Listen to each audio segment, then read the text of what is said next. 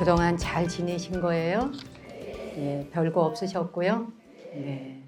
자, 이렇게 화창한 봄날이 오셨고 또 온 세상의 꽃들이 우리에게 세상 아무리 어려워도 살만하지 않냐 이렇게 환하게 웃으면서 미소를 보내주고 손짓을 해주는 그 꽃들을 너무나 우리가 무신경하게 지나가는 세상이 되어서는 안 되겠죠. 꽃들이 잠깐 피었다가 그냥 가시잖아요. 그러니까 오는 것도 잠깐이요 가는 것도 잠깐이라 정말 화무 11홍이죠. 그렇게 순간적으로 바람처럼 왔다가 비 오고 바람 불면 후두둑 떨어지는 우리 또한 그와 같이 생을 살고 죽을 수 있어야 그냥 한 번 주어진 생이요 살면 되고 또 후두둑 남은 꽃잎 떨어지듯 떨어지는 때가 되어서 가면 또 가는 것일 뿐. 그렇죠? 온다느니 간다느니 하지만 사실 그게 순환 속에서 보면 아무것도 아니잖아요. 그리고 뭐 왔다 갔다 우리 하나의 생각이고 관념이더라고요. 그렇죠? 예, 그래서 뭐 사는데 고생스럽다고 벌벌 떨 것도 죽음이 다가온다라고 벌벌 떨 것도 아닌 것 같아요. 누가 해주는 법문이에요? 모든 세상의 꽃들이. 그 꽃들이 우리에게 무상법문을 수시로 해주잖아요. 그냥 복수초 하나 올라와서 그 얼음 땅 깨고 올라와서 노랗게 쫙 펴가지고 그냥 샛노랑으로 그냥 온 세상에 저기 사막같이 진짜 꽁꽁 얼었던 땅을 말이지 노란색이 탁 올라왔고 이 대지는 이렇게 황금빛으로 찬란하단다. 하늘에 태양만 있는 것이 아니라 땅 위에도 이렇게 태양이 있고 꽃 하나하나가 별빛이듯 여러분 모두가 다 별빛이노라 라고 이렇게 무상법문을 꽃들이 해주더라고요. 그렇죠? 그러고 나면 또 이제 탁 매화가 피잖아. 청매화, 홍매화 펴갖고 그냥 멀리에서도 향기가 싹 바람만 불어오면 코끝에 향기를 주면 모든 사람이 어머 좋아 이러시잖아요. 그렇죠? 적어도 우리의 삶이 누군가에게 그 사람의 향기가 스쳐가기만 해도 와 정말 좋구나라는 사람으로 살아가야지라는 마음을 또 이게 다질 필요가 있지 않겠어요? 예. 꽃을 보고 배워야 되는 거예요. 뭐 딴 거 없어요. 그냥 사실은 4월 달은 법문이 필요 없는 것 같아요. 그렇죠? 그 연두빛 올라오는 아가야 그냥 요 송곳 이빨처럼 뽀족뽀족 올라오는 그 연두빛 잎들과 그리고 이 꽃잎사귀들 야들야들한 꽃잎 손만 살짝 떼도 그냥 금방 허물어질 그렇게 얇은 잎사귀들 그거 하나 피워보겠다고 우리는 추우면 막 파카 입고 모자 쓰고 난리를 치는데 얘네들이 그냥 깡으로 서서 버티잖아요. 그냥 그렇죠? 그냥 태풍 불어 바람 와 오세요 오세요 맞아요 그냥 오세요. 깡으로 탁 서고 딱 맞고는 봄 되면은 그냥 착착착착착 각자의 자기에게 주어진 할 일을 하고 있는.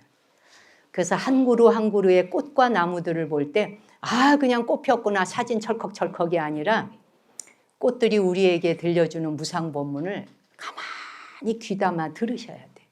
귀 기울여서 들을 필요가 있지 않겠어요? 예. 우리 인간의 몸은 우리 몸의 세포가 일정 주기, 즉 7년에 한 번씩 우리 몸의 세포가 다 바뀐다는 건 들어보셨죠? 우리의 몸은 7년에 한 번씩 전체 세포가 다 교체가 됩니다. 우리의 피부, 장기세포 빠르게 바뀌어가지만 그러나 우리의 기억이라든지 자아라고 하는 걸 담당하고 있는 뇌의 신경세포, 뉴런 이거는 대부분 태어날 때부터 죽을 때까지 유지가 됩니다. 그래서 세포의 구성 성분은 바뀌지만 7년이라는 기간 동안 우리의 세포의 구성 성분은 바뀌어요. 다. 그렇지만 그 구조의 연결망, 시냅스 이 시냅스는 바뀌기보다는 그냥 연결성을 가진 채 죽는 날까지 간다는 거예요. 그러니까 세포가 7년마다 바뀐다고 해서 인간의 성품과 인격까지 바뀌지는 않는다는 말을 하고 있는 겁니다. 그렇죠? 세포는 바뀌는데 인격도 같이 바뀔 수 있다? 그건 다른 문제라는 거예요. 그러니까 왜냐하면 사람을 수십 명을 파리 목숨처럼 죽인 살인마도 세포는 바뀌어요. 그렇죠? 그 살인마라서 세포 안 바꿀 거야 라고 하지 않는다는 거예요. 세포가. 안 그렇습니까? 세포는 다 바뀐다는 거예요. 그렇지만 그 사람이 그 바뀐 세포를 가지고 더 나은 길로 약이 되는 걸로 쓸 것인지 독이 되는 길로 쓸 것인지는 그 사람의 문제라는 거예요. 우리도 마찬가지라는 거예요. 성품이 바뀐다라고 하는 건 세포라고 하는 하드웨어, 그 하드웨어의 교체보다는 7년마다 바뀌는 교체보다 이 세포들 하나하나 사이를 연결하고는 연결 방식, 그걸 신경 가소성이라 그래. 이 가소성에 달려있는 거, 인품과 성품이 바뀐다는 건 7년이라는 긴 시간 동안 우리가 어떤 생각을 반복하느냐가 그 사람의 신경 가소성이 바뀔 거냐 말 거냐를 결정한다는 거예요. 세포는 7년마다 바뀌는데 노다지 앉아서 생각하는 게 7년 내에 아침에 눈만 뜨면 불평불만에 누구 죽일 생각에 뭐 화낼 생각에 이것만 7년을 반복한다. 아주 그게 루틴이다 그냥. 집에서 짜증내는 거, 소리 지르는 거, 물건 집어던지는 거 이걸 7년 동안 반복한다. 예를 들어서 그런 사람이 세포 바뀌는 7년에 하드웨어 바뀌었다 그래서 내부 구조가 바뀌어지지 않는다는 거예요. 7년 동안 세포가 바뀌는 사이에 그대들이 그 7년이라는 시간 동안에 어떤 생각을 반복하느냐, 어떤 루틴을 가지고 있느냐, 어떤 수행을 하느냐, 정말 염려분리심, 생각마다 부처를 생각하느냐, 염불이 떨어지지 않고, 우리 불자들에게 하는 얘기예요. 염불이 떨어지지 않고, 예를 들어 윤화방송을 보시는데 매일 아침 신묘장구 대다라니 20일변 스님들과 함께 하는 걸 매일 하느냐, 뭐 금강경, 그 우리말 금강경 독송을 매일 하느냐, 삼천불 지금 천불 올라왔어요. 삼천불 부처님 명호를 3시간 걸려도 줄구장창 앉아서 하느냐, 이거를 자기 생활의 루틴으로 삼아서 7년을 가는 사람과 눈만 떴다 하면은 화내고 뭐하고 나한테 개인의 이익이 무엇이 돌아올 거냐만 생각하고 어떻게 보면 내가 앉은 채로 공짜밥만 받아 먹을 것이냐만 생각하는 사람에게 그 사람의 인품과 인격의 결이 바뀌지는 않는다는 얘기예요. 굉장히 무섭고 준엄한 말이에요. 그렇죠? 그러니까 우리의 뇌의 회로는 7년이란 시간 동안에 세포가 바뀌어 나가는 동안 내가 반복적으로 어떤 생각을 반복해서 하는가, 그것에 따라서 신경 뇌세포는 재구성이 달라진다는 거예요. 구성을 다시 한다는 거예요. 그때 성품까지도 달라진다는 거예요. 그때 사람이 바뀔 수 있다는 거예요. 그때 중생이 부처된다는 거예요. 그렇죠? 지속적으로 반복적으로 생각하고 행동하면 업의 흐름이 바뀐다는 거죠. 근데 우리가 보세요. 눈만 뜨면 내가 부처님을 상상하는 것과 눈만 뜨면은 그냥 모든 게 성적 욕망의 대상으로 보이고 눈만 뜨면 그냥 돈에 대한 욕망 외에는 생각하는 게 없다. 돈이 필요하지만 우리가 돈의 노예가 되어서 돈한테 끌려가는 인생을 살다 보면 사람답게 살아지던가요? 내게 벌어진 돈을 내가 감사히 생각하고 내가 성실하게 일한 것만큼 대가로 온 돈을 내가 어떻게 유익하게 잘 쓸 건가를 생각하는 사람에겐 그 사람의 인생은 당연히 행복할 수 있죠. 부족하면 부족한 대로. 그리고 그거는 그거지만 어떤 식당 주인은요, 장사가 안 돼요. 손님이 안 와요. 손님이 안 오는데 어떤 허름한 노인이 국수 좀 한 그릇 줄 수 있냐고 찾아들어요. 그랬더니 앉으시라 그래가지고 앉혀놓고 따뜻한 국수를 한 사발을 주고 만두까지 빚어주고 뭐 먹을 거를 그냥 한 밥상을 차려내요. 그러고는 배고프시면 항상 오시라고 이래요.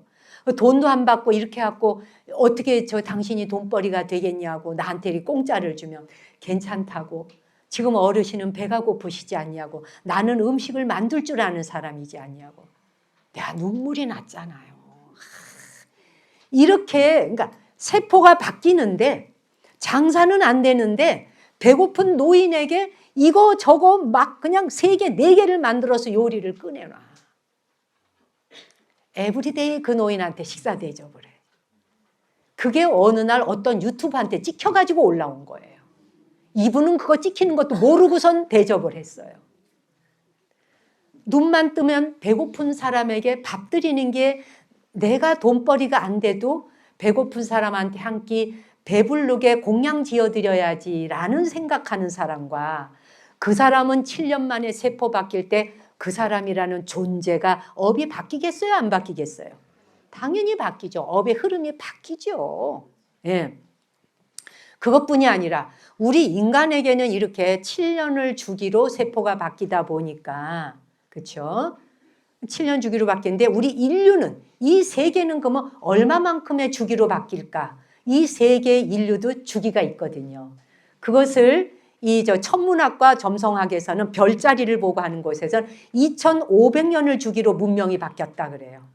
2500년을 주기로. 인간은 7년마다 세포가 바뀌는데 우리가 살아가는 이 인류는 2500년.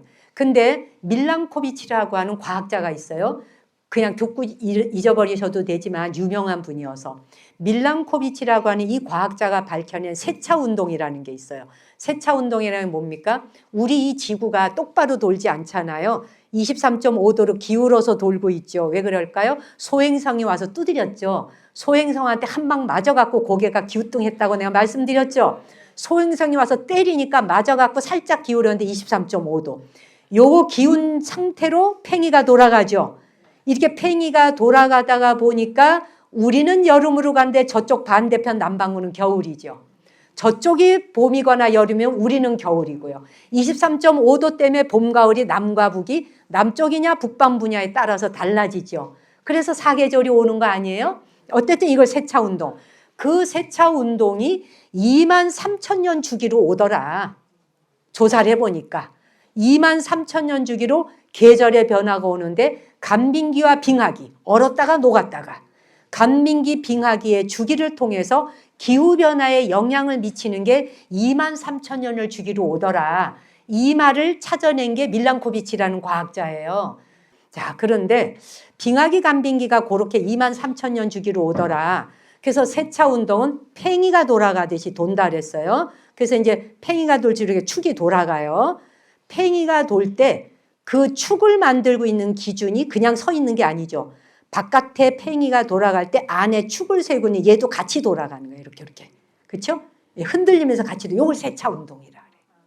그리고 지구가 이렇게 도는 게 아니라고. 이렇게.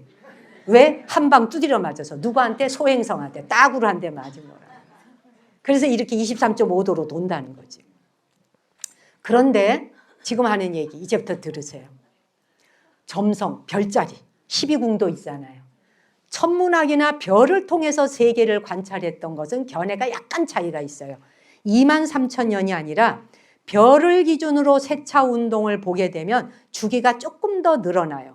예, 그래서 25,800년으로 늘어나요. 그 주기가. 왜 그럴까? 예를 들면 처녀자리는 굉장히 커요. 근데 양자리는 작아요. 그러니까 별자리 자체가 육안으로 볼 때 작은 것과 큰 것의 차이가 있는 거예요. 내 눈으로부터 멀리 떨어져 있는 별과 가까이 떨어진 별에 따라서 요것이 좀 차이가 있을 수 있어서 23,000년이 25,800년으로 이렇게 차이가 있다는 얘기예요. 이 숫자가 왜 중요한지 이제 지금 얘기하는 거예요. 그러면 자, 자전축이 이제 현재의 북극성 방향에서 이제 떠났어. 북극성 방향에서 떠나고 한 바퀴를 돕니다. 한 바퀴를 돌아서 다시 북극성을 가리키기까지 요 주기를 25,800년으로 본 거예요. 천문학과 점성에서는요. 예, 뭐 잊어버려도 상관없지만 그래서 별을 중심으로 한 세차 운동은 25,800년. 아시겠죠? 예. 이렇게 이제 주기로 봐. 이거를 12궁도라고 하는 별자리로 본 거야. 별자리를 놓고 보면 하나의 별자리에서 그 다음 별자리로 이동해 가는 것이 2,500년 걸리더라. 요걸 전체 합하니까 거의 25,800년이더라. 이제 이해하시겠죠? 25,800년이라는 게 12개 별자리를 다 돈 이야기인 거예요. 근데 한 별자리에서 그 다음 별자리로 가는 요거는 21,500이나 그 별자리에 따라 큰 게 있고 적은 게 있으니까 25,000년까지로 보자는 거지. 부처님 태어나신 걸 25,000년, 2,500년으로 참 보잖아. 25,000년, 2,500년. 2,500년 주기로 하나의 별자리들이 12별자리가 돌아가더라. 딱 숫자가 맞아 떨어지진 않지만 그 정도더라 얘기예요. 그러면 밤하늘의 그 별자리가 그냥 퉁쳐서 2,500년으로 보자 이거예요. 그렇죠? 그 2,500년에 그 궁도, 12궁도가 돌아가는 걸 통해서 한 번씩 인류의 문명이 바뀌더라는 거예요. 인류 문명이. 우리 이거 몰랐잖아.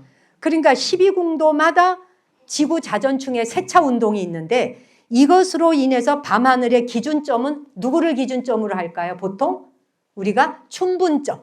봄이 오는 때. 춘분 아시죠? 춘분점을 기준으로 해 춘분점의 이동. 이게 천문학적 사실이라는 거예요. 역사학자인 칼 야스퍼스라는 사람이 있어요. 들어본 적은 혹시 있을 거예요. 칼 야스퍼스. 듣는이 처음이에요?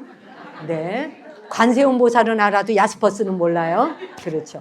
이 칼 야스퍼스라는 역사학자가 축의 시대라고 하는 걸 말한 적이 있어. 축이 한 번씩 바뀔 때마다 인류 문명이 바뀌더라. 요 이야기를 하는 거야. 그래서 축의 시대를 예를 들면은 한 2500년을 주기로 보자. 기원전 800년에서 200년이라고 하니까 2500년을 주기로 보자. 지구상의 서로 다른 지역에서 인류의 정신의 근간이 되는 선지식들, 인류의 근간이 되는 성자들이 동시다발적으로 등장했더라. 무슨 소리냐? 인도에서는 2500년 전 부처님이 태어나시고 2500년 전 중국에서는 공자와 노자가 태어나고 제자백가들이 등장하고, 즉 중국은 주나라라고 하는 봉건 질서가 무너지면서 제후국들이 패권을 다툰 거 들어보셨죠? 그러다 약육강식의 시대가 왔죠. 그래서 전쟁의 참화를 극복해 나가요. 그리고 세상을 구제하기 위해서 유가가 탄생해. 그 유가의 대표 주자가 공자 맹자죠. 그 다음에 도가가 탄생해. 노자 장자죠. 그 다음에 법가가 탄생해. 한비자죠. 그 다음 묵자가 탄생해. 묵가가 탄생해. 묵자죠. 들어는 봤죠. 이게 제자백가예요. 자, 이것이 수많은 제자백가들이 나타나서 지적으로 대폭발하는 시기가 일어났다는 거예요. 언제? 2500년 전. 별자리가 한 번씩 바뀔 때. 아시겠죠? 그래서 인도는 뭐예요? 중국이 춘추 전국 시대처럼 인도는 마가다국. 우리 불교의 경전에 마가다국 나오잖아요. 코살라국, 마가다국. 그렇죠? 마가다국과 16개국의 시대가 열려요. 그래서 16개국이니까 어떻게 돼? 수많은 작은 나라들이 통일을 위해서 전쟁을 벌이던 시대예요. 상업이 발달하면서, 그리고 기존의 브라만 중심, 브라만이라고 하는 사제계급, 말하자면 신을 자기들이 신과 연결되어 있다는 브라만 계급, 사성제가 있잖아요. 그래서 거기 그때도 신정정치가 있었는 거예요. 지금의 이란의 신정정치처럼. 그렇죠? 그래서 브라만이 다스리는 사회. 그래서 그것이 중심이 돼서 계급의 질서가 나타나. 근데 그 계급 질서가 부처님이 탄생하시던 시절에 질서에 변화가 오기 시작했다는 얘기예요. 사상적으로 부처님뿐만 아니라 육사외도가 출현해요. 들어보셨죠? 유튜브에도 나와요. 그래서 육사외도라고 불리는 다양한 자유사상가들이 등장을 해요. 그래갖고 기존의 권위에 도전을 합니다. 언제? 2500년 전. 천문학적, 점성적 봤을 때 별에서 별로 이동. 그렇죠? 그래서 철학적 격변기가 일어났어요. 그럼 그리스에서는 2500년 전 부처님 태어나셨고 중국에서 공자 맹자, 그리스에도 태어났잖아요. 누가? 소크라테스, 플라톤, 아리스토텔레스. 들어는 보셨죠? 그리스가 그 시대를 맞이했어요. 근데 지금의 이란이 그 당시에는 뭐예요? 페르시아죠.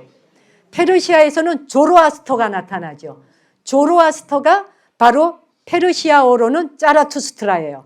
그래서 니체의 짜라투스트라는 그렇죠. 나왔죠. 그 니체의 책 있잖아요. 이렇게 말했다. 짜라투스트라가 조로아스터예요. 사람 이름이에요. 그렇죠? 이 사람이 페르시아, 바로 지금의 이란. 거기에서 2500년 전 탄생한 사람이라고 보시면 돼. 2500년 전에 이렇게 전 지구적으로 무수한 대선지식과 스승들이 출현했다는 얘기를 하는 거예요. 너무 재밌지 않아요? 예, 그런데 졸린 사람은 전 나가 자도 돼요. 주무셔. 자, 그래가지고 그 다음에 중동 지역은 뭐예요? 이스라엘. 그렇죠? 이스라엘의 예언자들에 의해서 뭐가 탄생하나요? 바로 유대교 사상이 세워지죠. 그렇죠? 그래서 지금은 교세가 축소되었습니다만은 조로아스터교라고 하는 게 축소됐지만 유대교, 기독교, 이슬람의 뿌리가 된 거예요. 이 조로아스터 쪽이요. 조로아스터교를 불을 숭배한다라고 중국에서 배화교라고 번역했어요. 이거 잘못된 말이에요. 그렇지 않아요. 그건 사실과 다릅니다. 불 자체를 신으로 모시고 있었던 게 아니라 선과 악을 주장했어요. 조로아스터는요. 자라투스트라는. 선이 있고 악이 있다. 그래서 선을 상징하는 건 빛과 지혜, 광명과 진리를 상징하는 것이 선이다 라고 주장을 했어요. 그러다 보니까 불을 숭상하는 거로 이해했던 거예요. 학교 다닐 때 배화교 들어보셨죠? 아니라는 얘기예요. 선악을 이분법으로 나누었어요. 그래서 빛을 숭상하는 빛의 전사자. 그래서 선으로 악과 맞서서 싸우는 인간의 의지를 강조했던 거예요. 예, 그래서 뭐 지옥과 천국 얘기도 나오고 최후 심판 얘기도 나오고 구세주 내용 나오고 천사 악마 이야기, 이게 전부 조로아스터. 거기에서 바로 이 선과 악을 이야기할 때 나왔던 거예요. 그 뿌리에서 이제 여러 또 다른 그 종교들도 좀 따다 쓰기도 하고 그랬다 그래. 뭐 정확한 건 모르겠으나. 그래서 니체가 자라투스트라는 이렇게 말했다의 주인공이 자라투스트라예요. 조로아스터예요. 왜 이 사람을 니체가 불러냈을까요? 선악의 도덕적 이분법을 처음 만든 사람이 조로아스터예요. 그래서 그 사람을 자기 책을 통해 불러냅니다. 왜 이 사람을 주인공으로 불러냈을까요? 역설적으로 선악이라고 하는 걸 조로아스터의 입을 빌려서 말을 해요. 자라투스트라는 이렇게 말했다. 책을 보신 분이라면. 그러니까 선악을 얘기를 합니다. 하면서 뭐라 그러냐? 이거 내가 잘못된 거야. 누가? 조로아스터가. 자라투스트라가. 내가 선악을 얘기했는데 사실은 그거 내가 잘못 말한 거야. 그러면서 니체가 무엇을 말하게 하는가? 선악이라는 건 선악의 피안을 넘어서 초인이 되어라, 이 얘기를 하고 싶었던 게 니체예요. 초인되라고. 그래서 위버맨시 들어보셨죠? 위버맨시. 위버맨시를 외치는 거예요. 그래서 니체는 선과 악이라고 하는 기준이 있는 게 아니라 자라투스트라의 그 말은 틀렸다. 근데 네 입으로 말해. 죽은 역사적으로 죽은 사람을 불러내서 자기 책의 주인공으로 불러내서 마치 조로아스터가 지 입으로 직접 말하는 듯이 글을 쓴 거죠. 쉽게 말하면. 그래갖고 그거 내가 잘못 말한 거야. 선악으로 끝나지 않아. 선악의 피안을 넘어서 우리는 초인이 되는 길로 가야 돼. 요거를 나타내고 싶었던 거예요. 그렇죠? 예, 그래서 인류의 새로운 목표를 제시하고 싶었던 거예요. 선악에 있지 않다. 그게 뭐냐면 니체는 인류가 기존의 낡은 가치관을 깨고 어떻게 우리가 좀 더 나은 길로 진화해 갈 수 있는가를 말하고 싶었던 거예요. 그래서 바로 조로아스터, 바로 자라투스트라의 입을 빌려서 설명을 한 거예요. 이해가 가시죠? 그래서 위버맨시는 극복하는 사람이란 뜻이에요. 예, 극복하는 사람, 초월하는 사람, 뛰어넘는 사람, 이 말이거든요. 현재의 나약하고 관습에 얽매여 있는 나 자신을 끊임없이 극복해 나가는 존재를 위버맨시라고 했어요.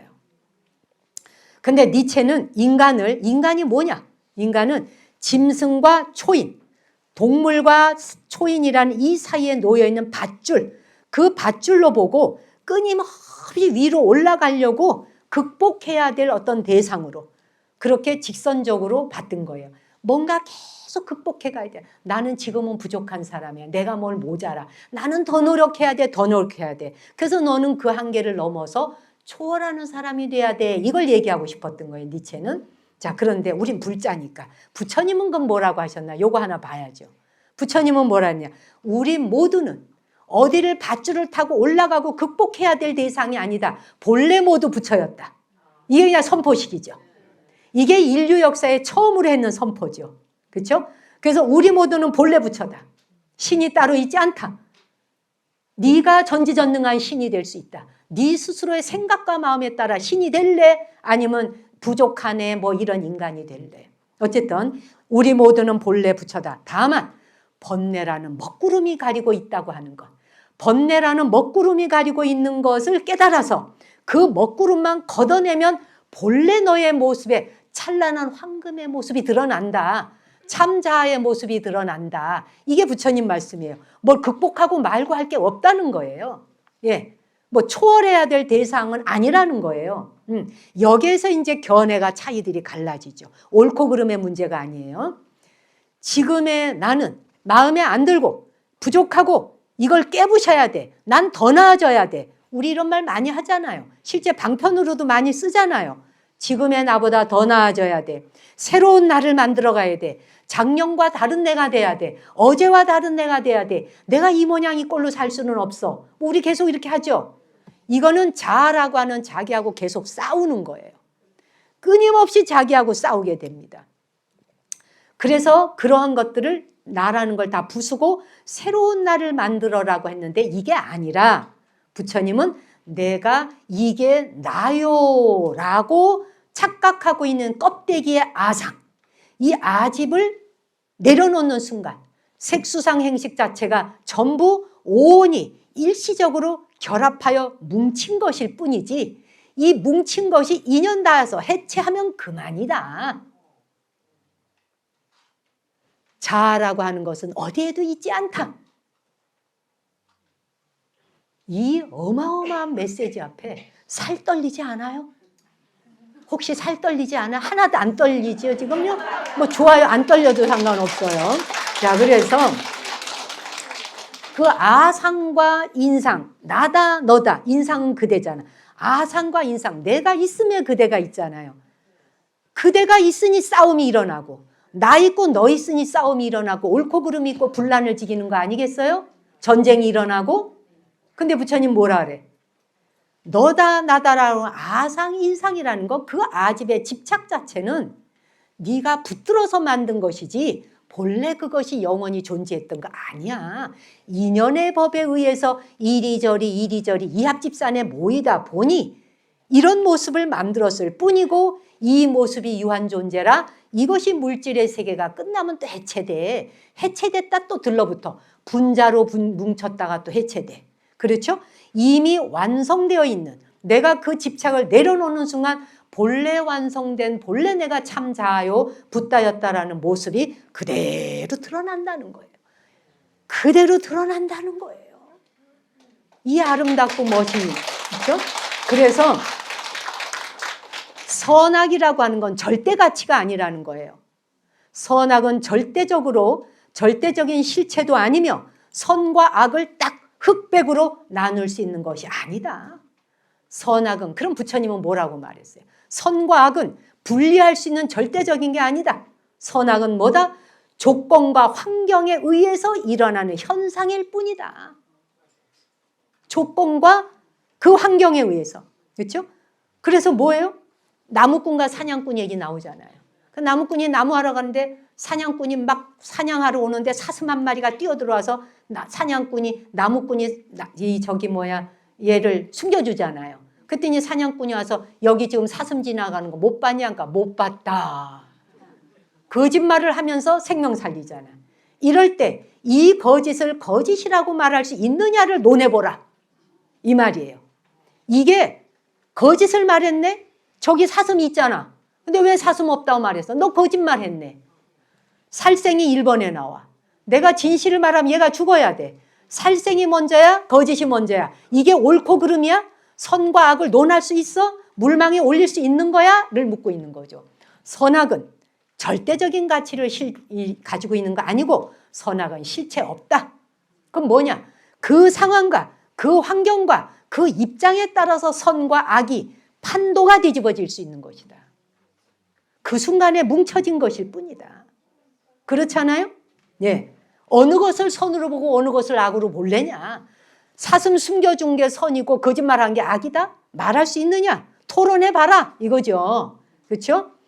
살생이라고 하는 것이 악이지만 생태계에 있어서 균형을 위한 일, 생태계가 돌아가려면 살생을 무지해야 되잖아요. 사자도 배가 고프니까 영양 잡아먹어야 되잖아요. 그럴 적에 어느 누가 과연 그 사자에게 이놈 나쁜 놈 저 연약한 영양을 잡아먹어? 말할 수 있느냐? 그런데 생태계의 균형을 위한 일은 어떻게 볼 것인가?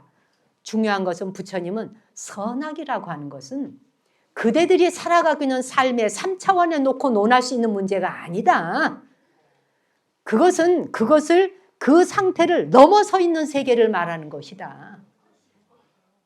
여기까지 이해되신 분 손 들어보세요. 내려. 이해 안 된 사람 손 들어.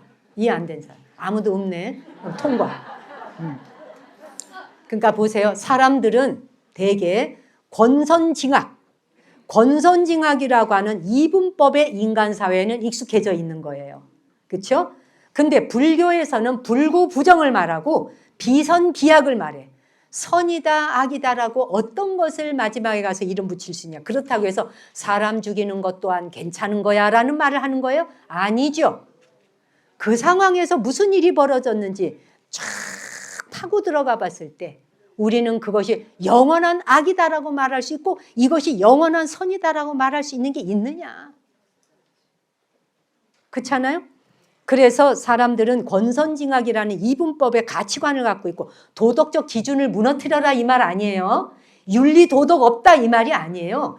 윤리와 도덕이라는 것이 그 시대를 살아가는 사람들한테 필요해서 만들어진 것이지 절대적인 게 아니라는 거예요.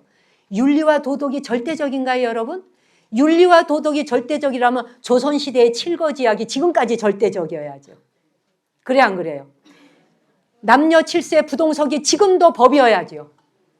선이다 악이다라고 하는 것, 절대적인 도덕적 기준과 절대적 윤리적 기준이란 없다. 여러분이 살고 있는 그 시대의 필요에 의해서 도덕과 윤리적 가치 기준은 변하고 바뀔 수 있다. 언제든지 바뀔 수 있는 것이다. 제사 지내는 것이 윤리적 도덕적으로 그렇게 중요한 것이고 부모에게 효도하는 것이 윤리적 도덕적으로 그렇게 중요한 거라면 지금까지 절대적으로 지켜야죠. 시대가 달라진가 바뀌었잖아요. 그거를 누가 욕할 수 있어요? 지금 20대, 10대, 20대, 30대 사람들이 조상님 제사 안 지낸다고 손가락질 할 사람 있어요? 20년 전으로만 시간 돌려봐. 다 손가락질 받았어요. 제정신 아니라 그랬어요. 이게 절대적 가치인가요? 아니죠. 진리 아니라는 거예요. 도덕과 윤리적 가치 기준은 진리 아니에요. 이거는 그 시대를 살아가는 사람들에게 필요에 의해서 윤리와 가치 기준이 만들어지는 거예요. 우리가 죽고 난 이후 100년 뒤에 윤리와 가치는 또 바뀔 거예요. 또 뒤집어질 거예요. 이 모든 것들이 7년마다 세포 바뀌듯 인류의 문명사도 2500년마다 바뀌듯 2500년마다 도덕적 윤리적 가치 기준이 바뀐다. 변해야 하는 것이 맞다. 근데 그걸 어떻게 진리라고 보겠느냐. 그렇죠? 진리가 아닌 것을 놓고 싸우지 말란 얘기죠. 그래서 뭘 극복하고 말고 넘어서야 된다는 생각은 자아가 있을 때 일어나는 생각이에요. 내가 있어야 극복도 하고 그대를 이겨먹고 경쟁도 할 거 아니에요? 그런데 불교에서 본질은 나를 부정하고 내가 부정되거나 부정하라. 그리고 그렇게 해서 극복해야 된다는 게 아니라 나라고 말하는 고정된 실체가 없다는 걸 깨달은 상태에서 살아봐. 이 말이에요. 네가 있다고 생각하는 자아의 그 무대 위에서 들고 뛰니까 너의 삶이 다 고통바다가 아니야 라는 거죠. 통증이 와. 통증은 너의 것도 아니오 남의 것도 아니오 세상의 것도 아니야. 통증일 뿐이다. 근데 우리는 어떻게 돼? 통증이 오는 순간 짜증나 이거 안 아파야 되는데 약 먹어도 안 낫네. 그 의사는 돌팔이야. 예를 들면 말이에요. 이 통증이 빨리 없어져야 된다라는 생각 자체가 고통을 불러온다는 거예요. 통증은 통증대로 두라는 거예요.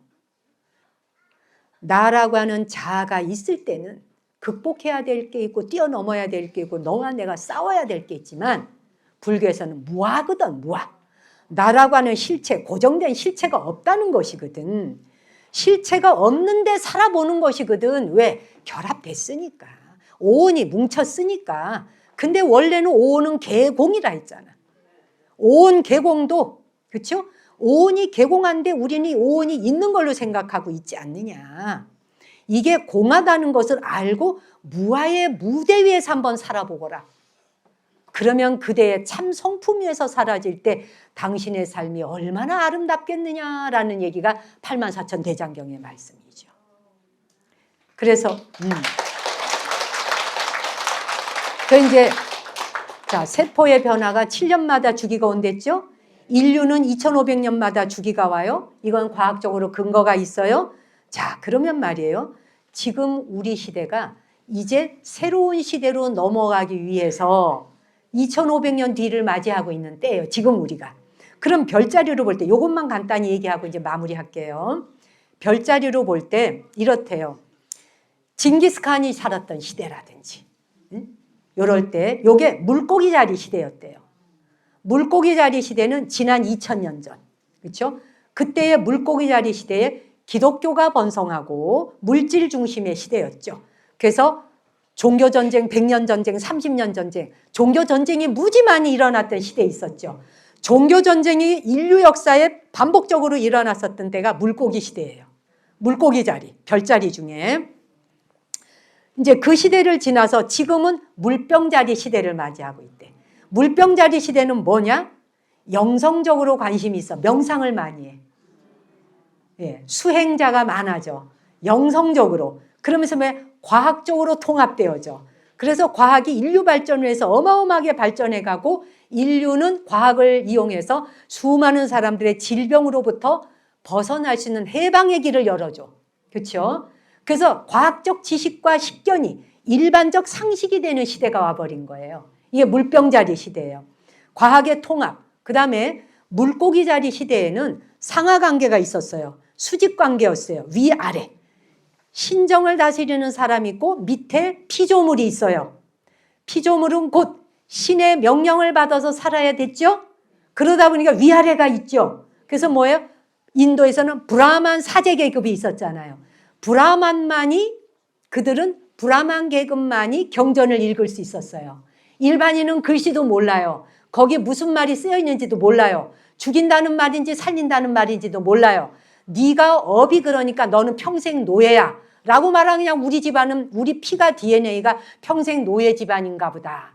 우리는 그냥 수드라 그냥 바이사 그 브라만 크샤트리아 바이사 수드라는 완전 그 밑에 불가촉 천민. 태어나는 순간 불가촉 천민은 영원히 불가촉 천민인가 보다라고 살아왔잖아요. 이런 시대가 바로 수직관계예요. 위에서 아래로. 명령 내릴 자가 있고 요즘 말로 가스라이팅 할 수 있는 위치에 있는 거죠. 근데 지금 물병자리는 뭐냐? 수평관계라는 거예요. 모든 존재가 다 존중받을 가치가 있고 모든 존재 한 사람 한 사람이 다 소중하고 귀하다는 거예요. 그렇죠? 그래서 수평적 연결, 이 관계로 넘어가고 있고 우리는 그 위에 서 있다는 거예요. 지금 인류는 그 전환기에 와 있다는 거예요. 듣고 보니 그렇죠. 우리 인류의 사고방식 자체가 점성학이나 천문학으로 봤을 때 2500년을 주기로 그렇게 바뀌어가더라. 그래서 이제 물병자리, 지금 물병자리라 그랬죠? 물병자리 시대로부터 2500년을 지나가는데 자유와 그 다음에 서로 컨택, 연결하는 시대를 산다는 거야. 전 세계가 유튜브로 하나로 만나지는, 인터넷으로, 페이스북으로, 트위터로, 인스타그램으로 전 세계가 여기 앉아서 모든 소식을 동시에 듣는. 그렇죠? 어느 나라에서 누가 선행했는 것도 내 안방에 내 손바닥에서 다 봐. 어느 나라에서 누가 나쁜 짓 해하고 감옥 속, 미국에 있는 사람이 감옥 속 간 소식까지 우리 손바닥에 다 들어와. 이게 연결이에요. 이게 물병 시대에 했다는 거예요. 물고기 시대에는 두렵고 무서움에 떨게 한 거예요. 네가 이 말을 듣지 않으면 나는 신에게서 직접 들었어. 그러니까 네가 처녀를 바쳐야 돼, 신에게. 그다음에 양 머리 잘라서 피를 바쳐야 돼. 그랬어요, 안 그랬어요? 그랬던 시대를 지나와서 지금은 자유와 그다음에 서로가 관계 맺음. 그다음이 사수자리예요. 별자리는 여러 있지만 사수자리는 우주적 철학이 번성하면서 다차원적으로 우주 종교가 열리는 시대래요. 그다음에 쌍둥이 자리 들어보셨죠? 쌍둥이 자리 시대는 언어가 발달을 해. 그래가지고 인간이 서로 소통하고 초기에 무역이 번성했었대요. 이런 시대가 지나왔죠. 그래서 정보 교환을 서로 하기 시작했던 때래. 그 다음에 계자리 시대가 있었어요. 계자리 시대는 언제였냐? 모계사회였다는 거예요. 들어봤죠? 모계사회는 달을 숭배했어요. 그리고 주거가 정착이 돼요. 빙하기가 끝나면서 인류가 따뜻한 곳을 찾아서 정착을 해요. 그래서 가족과 집의 개념이 바로 이 계자리 시대에 열렸다는 거예요. 예. 그래서 모계 중심의 평화로운 시대가 열렸다는 거예요. 이제 몇 개 안 남았어요. 사자자리 시대가 왔을 때에는 태양을 숭배했던 때 있죠. 태양을 숭배하고 불의 시대. 그때 만들어진 게 거대한 스핑크스라는 거예요. 바로 태양을 숭배할 때 스핑크스를 세웠다는 거지. 다 여행들 가시잖아요. 이게 다 어느 시대를 거쳐왔는지. 그렇죠? 인류가 생존을 위해서 강인한 생명력을 필요했던 때가 바로 태양을 숭배하던 사자자리라는 거예요. 그 다음에 처녀자리 시대가 있었어요. 그때는 자연과의 조화. 그래서 초기 농경의 씨앗을 중요하게 여겨서 씨앗 보관하는 법이 굉장히 중요했었대요. 그 다음에 천칭자리 시대가 있었어요. 사냥과 채집을 넘어서 사람들 사이에 서로가 정보를 주고받으며 조율을 해. 공존을 해야지 같이 먹고 살 수 있었대요. 그 다음에 정갈자리 시대가 있어. 그거는 빙하기의 정점이었어. 그러다 보니까 생존을 위해 투쟁을 해야 됐대요. 죽음이라고 하는 신비에 대해서 깊은 경외감을 가졌던 시기래요. 그 다음에 끝으로 황소자리. 황소자리 시대는 채집과 수렵과 채집을 통해서 수렵과 채집의 시대를 벗어나서 농경이 정착된 때가 황소자리. 그래서 물질적으로 풍요롭고 안정과 대지라고 하는 땅을 많이 차지해야 돼요. 그래서 지주 있잖아요. 지주. 땅 주인, 지주. 그래서 메소포타미아, 그 다음에 이집트 문명이 번성했던 때래. 그래서 이때 피라미드와 동시에 이런 것도 세워지고 수메르라고 들어보셨죠? 수메르가 황소를 굉장히 중요하게 여겼던 이제 끝으로 양자리 시대. 양자리 시대는 드디어 예수가 탄생하던 시절이에요. 기원전 2000년에서 서기 1년. 황소자리의 정적인 안정기를 지나서 불의 원소인 양자리의 시대가 도래를 합니다. 그래서 투쟁과 정복, 자아의 확립이 이때 생겨. 양자리 시대의 철기 시대가 도래해요. 철기 시대. 그래서 아시리아, 페르시아, 알렉산더 대왕, 로마 제국 이런 게 등장하면서 뭐 했어요? 전쟁이죠. 예. 그래서 이때는 영웅이 중요했죠. 이런 시대를 다 거쳐왔다는 거예요. 그런 걸 거치면서 우리가 이렇게 2500년 주기로 인류가 이 정신적 세계를 변화해 왔다는 거예요. 지금 우리는 무슨 자리? 물병자리 시대에 왔다는 거예요. 그래서 지금 지구 반대편에 아픔과 고통을 내 손 안에 화면에서 즉시 공유하고 공감하고 또한 누군가가 도움받고 있는 장면을 실시간으로 내 손바닥에서 보면서 박수를 치고 이게 물병자리 시대에 전 세계가 하나로 엮였다는 거지. 다만 이 과정에서 진입이 순탄한 것만은 아니에요. 충돌과 혼란이 그치지 않아. 자유와 지혜로 연결되어 나아가는 시대를 관통하려니까 자유의 길을 나가려 하고 지혜로운 연결로 나아가려 하니까 지금 굉장한 산고를 겪고 있죠. 전 세계가. 우리 석유 하나 때문에 우리도 난리잖아요. 그렇죠? 그런데 이 전 세계가 이제 명상의 열풍 속으로 돌아간다는 거지. 그래서 한 걸음씩 명상의 열풍으로 간다는 건 뭐예요? 내 내면의 세계를 좀 더 깊이 있게 들여다보는 세상으로 간다는 얘기예요. 그런 시대가 왔다는 거예요. 이 거대한 정보의 파도 속에서 중심을 잘 잡고 타인의 평화와 연결되어지는 시대를 돌입했고 우리는 그 길을 가는데 한 사람 한 사람이 노력해야 된다. 그 이야기를 하고 있는 거예요. 우리는 AI 시대에 이제는 기계로부터 벗어날 수도 없거니와 그리고 그 기계가 우리를 잡아먹을 건지 잡아먹힐 건지 모르지만 AI한테도 윤리 도덕을 심어줘야 되잖아요. 그 AI가 한 번 이 판을 돌려서 대답 한 번 해주려면 무지막지한 전기를 써야 합니다. 에너지를 엄청나게 고갈시켜야 됩니다. 80억 인구가 너도 나도 질문을 해대면 이 지구촌 전체의 모든 자원이 고갈된다고 보셔야 됩니다. 아껴서 쓰시고 질문 하나를 할 때는 거듭 사유하고 사유에서 생각해서 아주 만들어진 생각에서 한마디 딱 던져서 그 말 한마디 딱 받은 다음에 딱 킵해놓고 2번, 3번 묻지 말고 잊어버리고. 아시겠어요? 굉장히 중요해요. 우리는 자원을 아껴 써야 됩니다. 자원은 무한대가 아니에요. 자, 여러분과 함께 이제 이렇게 4월에 꽃피는 봄날에 제가 오늘 막 여러 가지 열변을 토했어요. 그죠? 이 시대는 자유를 향하고 모든 존재가 존중받고 서로 수평의 관계로 가고 서로 연결되어지고 전 세계가 어쩔 수 없이 하나로 뭉쳤다. 이제는 전 세계가 다 연결되어 있다. 나의 삶이 다른 사람에게 거울되어 다 비치고 있다. 나의 말 한마디, 나의 행동 하나, 내가 하는 몸짓 하나, 나의 손가락질 하나조차도 전 세계인이 동시다발로 볼 수 있는 시대를 맞이했다. 그러니 내가 나를 잘 관리하는 세상이어야 된다. 내가 나를 책임지고 사는 세상이 되어야 한다.